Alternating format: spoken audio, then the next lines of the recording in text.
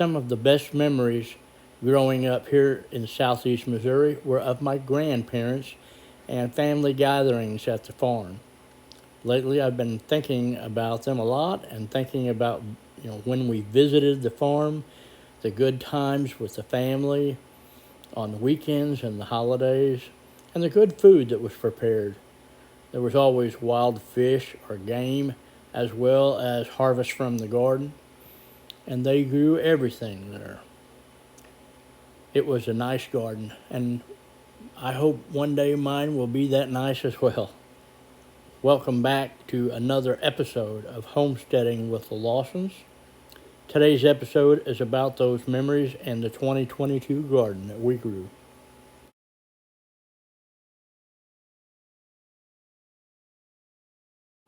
We started our garden with raised beds by bringing in concrete blocks that we had extra, lined the bottoms with cardboard, and put in some good soil and compost. They turned out pretty good.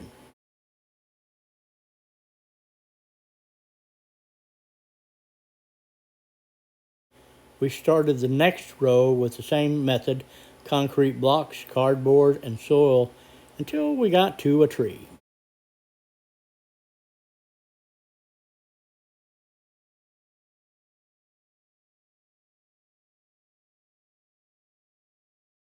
Well, we didn't want to take out the tree, so we decided to finish and bring in some mulch to put that tree in the middle of our concrete block sets, and it turned out okay.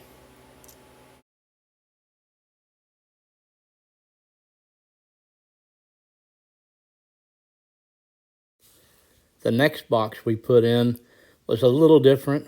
Instead of concrete blocks, we used wood boards. Same thing with the cardboard and the dirt and the compost. And we started putting in some of our plants.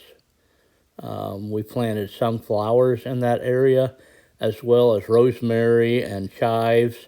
We also had strawberries, which the strawberries was transplants,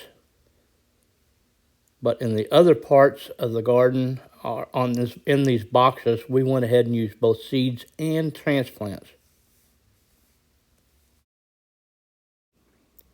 In the boxes, we planted some petunias and marigolds to help ward off some of the bugs that's associated with some of these plants, and it seemed to work for a long time.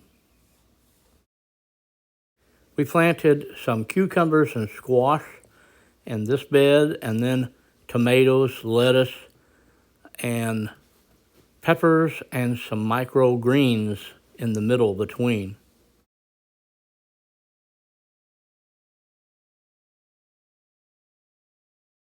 These are some green grapes that grew at my grandparents' farm, and we took some cuttings off of them and planted them at our property, and they did just fine. Here we had an herb garden that was in pretty bad shape, so we redid it and put in the good soil and all of that, and then we added in a hummingbird feeder holder.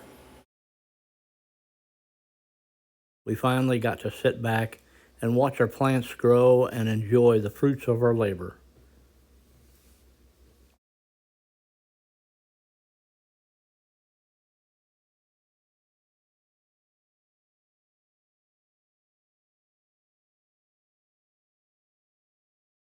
We didn't do a lot of fertilizing. We used the compost, like I said, and our plants started just taking off. We were so excited to see fruit and flowers coming on, but we needed more compost, so we bought this composter. Has two sides of the composter, and we'll go on from there. We continued to grow our garden by putting in the landscaping fabric so that we didn't have to weed as much. We added in watering lines, and here is some pictures of the fabric and the watering lines. Next was the step of continuing with the fabric. As we continued with the fabric, we followed the lines on the fabric, burnt holes, and then we used an auger to drill the holes in for planting. Here, Michelle puts rabbit manure and compost in each hole and puts in our transplants as she goes. As we continued adding more rows, we put in more sprinkler lines to each row, and we just turned it on once every couple of days, and it watered the entire garden at the same time. It was pretty amazing. I would recommend it.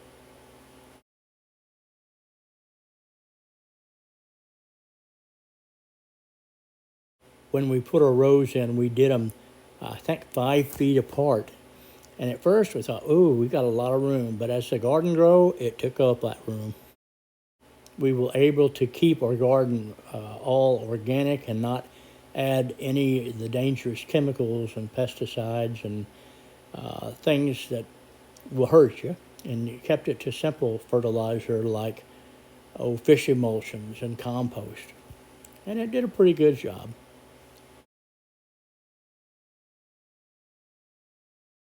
As our strawberries threw off runners, we went ahead and made a 3-tiered pot with those runners and kept them going. Our ducks did a real good job in the garden as far as getting rid of our pests until they found the cantaloupe transplants, and they decided they were sweet, and they started eating some of them.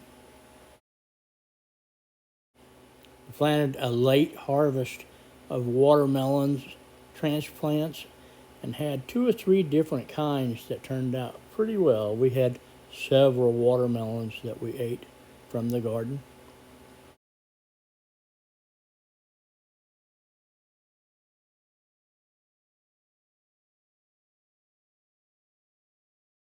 Although I'm a diabetic, I went ahead and planted sweet corn. If nothing else, I could feed it to the ducks.